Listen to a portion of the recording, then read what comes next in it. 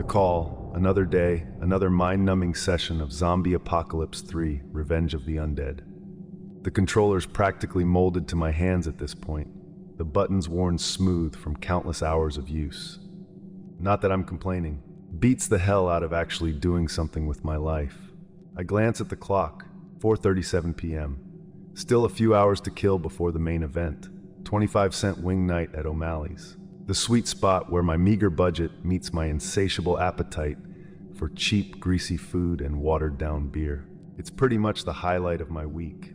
Savvy, but hey, at least I've got something to look forward to.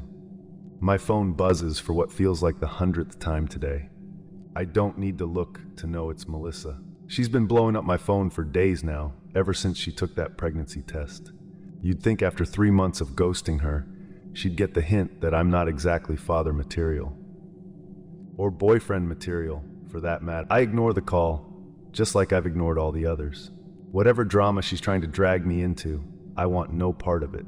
I've got more important things to worry about, like how I'm going to afford my next pack of smokes, or whether my roommate's leftover pizza is still good to eat.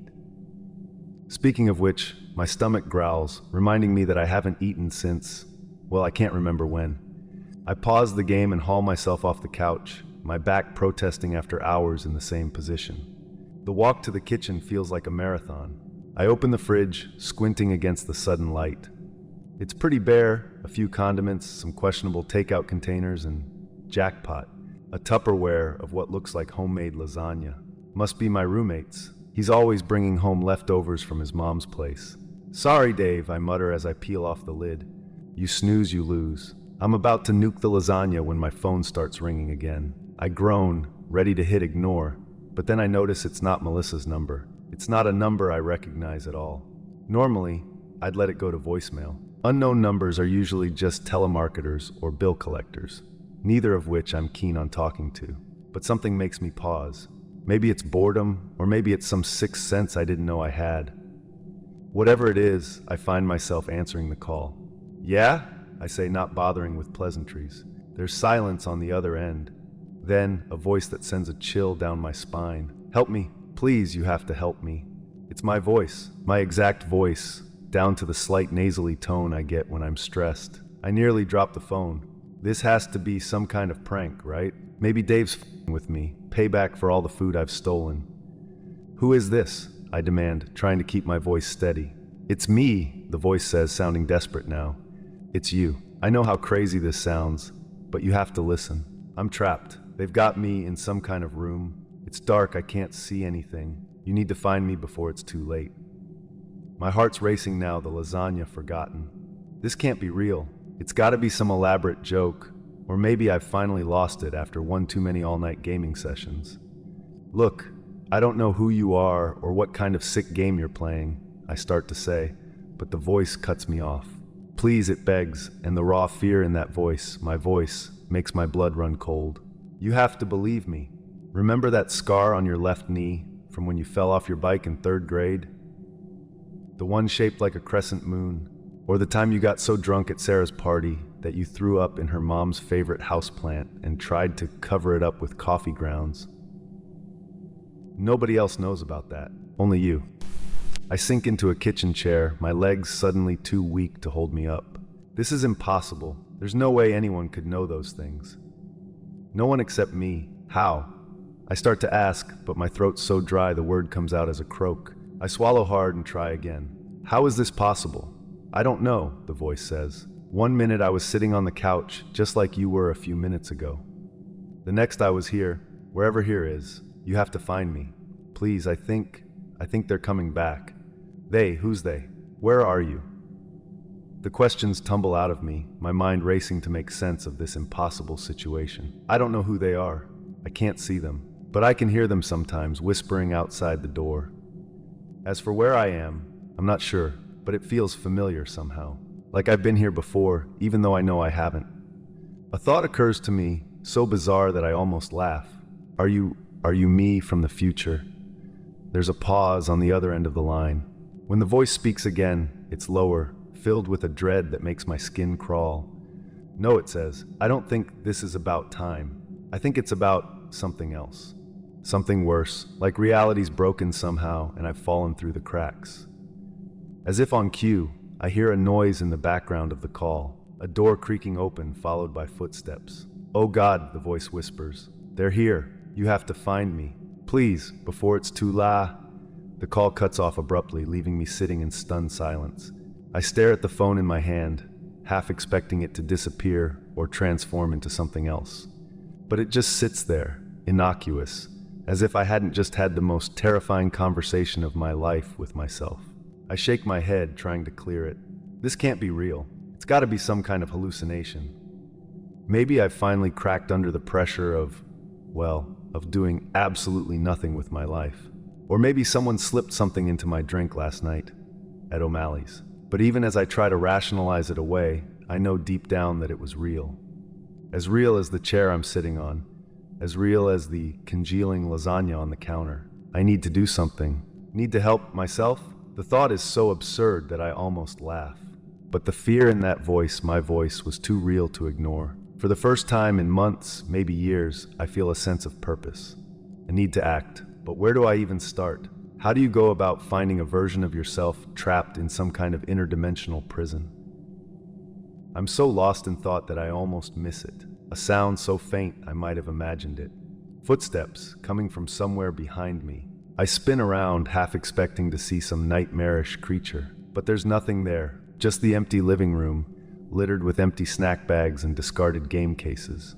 And then I hear it, a whisper right next to my ear, so close I can feel the breath on my skin. I'm right here. I whirl around, my heart pounding so hard I think it might burst out of my chest. But again, there's nothing. No one. I'm on my feet now, backing away from what? The empty air? I bump into the counter, nearly knocking over the forgotten lasagna. The normalcy of the kitchen, the dirty dishes in the sink, the magnets on the fridge, seems obscene in the face of what's happening. "Who's there?" I call out, my voice embarrassingly shaky. "Show yourself," silence. But it's not the normal silence of an empty apartment. This silence feels alive somehow, watchful, hungry. I make a break for the front door, suddenly desperate to be anywhere but here. But as I reach for the knob, I freeze. What if it's out there? Whatever it is. What if by leaving, I'm walking right into its trap? But I can't stay here. The walls feel like they're closing in, the shadows in the corners growing deeper, more menacing. I yank the door open and stumble out into the hallway. It's deserted, the flickering fluorescent lights casting everything in a sickly glow. I half run, half fall down the stairs, bursting out onto the street. The late afternoon sun is almost offensively bright after the gloom of the apartment. People are going about their day, oblivious to the nightmare I've just stepped out of. For a moment, I'm tempted to grab someone, to try to explain what's happening. But what would I say? Hey, I just got a phone call from myself, and now I think I'm being hunted by some kind of interdimensional monster. Yeah, that'll go over well.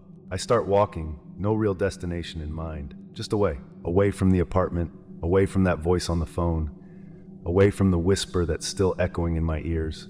As I walk, my mind races. What the hell is going on? Am I losing my mind? Or is this really happening?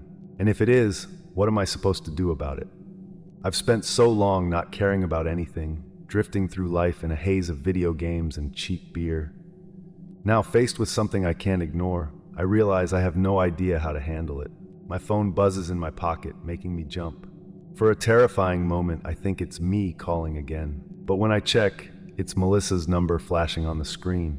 I almost laugh. In the face of whatever cosmic horror I've stumbled into, my ex's pregnancy scare seems almost quaint. But as I stare at the ringing phone, a thought occurs to me. What if this is all connected somehow? The other me on the phone mentioned reality being broken. What if by ignoring Melissa, by refusing to deal with the consequences of my actions, I've somehow fractured my own reality? It's a crazy thought, the kind of pseudo-philosophical bullshit I would have laughed at a few hours ago. But after what I've just experienced, it doesn't seem so far-fetched. Before I can talk myself out of it, I answer the call. "Melissa?" I say, and I'm shocked by how small my voice sounds. "Oh my God, you actually picked up," she says, and I can hear the mixture of relief and anger in her voice. "I've been trying to reach you for days. We need to talk. It's important." "Yeah," I say, surprising myself. "Yeah, we do need to talk. Can you Can you meet me somewhere? Now, there's a pause on the other end of the line. I guess she wasn't expecting me to actually want to meet. Hell, I'm kind of surprised myself. Sure, she finally says. Where? I glance around, trying to get my bearings. In my panic, I've wandered further from my apartment than I realized. But I recognize where I am. There's a park nearby, the one where Melissa and I used to hang out when we first started dating. Before I screwed everything up. The park, I tell her. You know the one, by the big oak tree where we used to sit. Okay, she says, sounding uncertain. I can be there in 20 minutes. Are you sure you're all right? You sound different. I laugh, and it comes out sounding slightly hysterical. I'm fine, I lie. Just meet me there, okay? It's important. I hang up before she can ask any more questions. As I start walking towards the park, I can't shake the feeling that I'm being watched. Every shadow seems to hide a threat. Every passing stranger could be, what? Me? Some other version of me? I reach the park in record time, my heart pounding from more than just the unexpected exercise. The oak tree is there, just like always. How many afternoons did Melissa and I spend under its branches, talking about our dreams, our plans for the future? Before I decided that was all too much effort and retreated into my world of video games and apathy. I sit on one of the gnarled roots, trying to calm my racing thoughts. What am I going to tell Melissa? The truth? She'll think I've lost my mind. Hell, maybe I have. But as I sit there waiting, something strange starts to happen. The park around me seems to shift.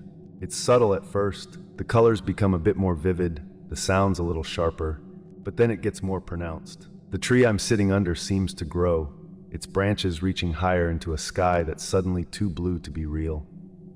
I stand up, looking around wildly. The park is transforming before my eyes. The carefully manicured lawn is now a wild meadow, dotted with flowers I've never seen before. The playground in the distance has become a twisted jungle gym of impossible angles and non-Euclidean geometry. And the people, the few other park goers, have changed too. Their features are blurred like badly developed photographs. They move in strange, jerky motions, as if they're being poorly manipulated by unseen puppeteers. What the f***, I whisper, backing away from the tree. But there's nowhere to go. The whole world seems to be unraveling around me, reality peeling away to reveal something else underneath. Something wrong. And then I hear it. That voice again. My voice. You're starting to see, aren't you? It says, coming from everywhere and nowhere. Starting to understand. I spin around, trying to locate the source of the voice. But it's impossible. It's like the whole twisted landscape is speaking to me. What's happening? I shout. What is this? This is the truth, the voice replies. The reality behind the reality. The place where all possibilities exist simultaneously. And we are trapped here. As if in response to the voice's words, the world shifts again. Now I'm standing in a dark room, featureless except for a single door. It's the room from the phone call, I realize with a jolt of terror. No, I say, backing away from the door. No, this isn't real. This can't be real. Oh, but it is, the voice says, and now it's coming from behind the door. It's the only thing that's real. Everything else, your life, your choices, your regrets, it's all just a story you've been telling yourself. A comfortable lie to hide from the truth. The door starts to open slowly, inexorably. I want to run, but my feet seem rooted to the spot. All I can do is watch as the gap widens, revealing myself, but not just one version. Hundreds, thousands, an infinite number of Mez, stretching back into a darkness that seems to go on forever. Some look just like me. Others are older, younger, different in subtle and not so subtle ways, but all have the same eyes. My eyes, filled with a mixture of fear, resignation, and something else. Something hungry. Welcome home, they say in unison, reaching for me with countless hands. Welcome to the truth. As those hands grab me, pulling me into their midst, I have one last desperate thought. Maybe this is what I get for not caring. For drifting through life, ignoring the consequences of my actions. Maybe this is the price of apathy. The last thing I see before the darkness swallows me is a single, incongruous image. The neon sign of O'Malley's, advertising 25-cent wing night. Then everything goes black, and I become just another voice in the chorus. Another pair of grasping hands. Another set of hungry eyes waiting for the next unsuspecting version of myself to fall into our trap. Because in the end, the only thing we have to fear is ourselves. all infinite versions of ourselves.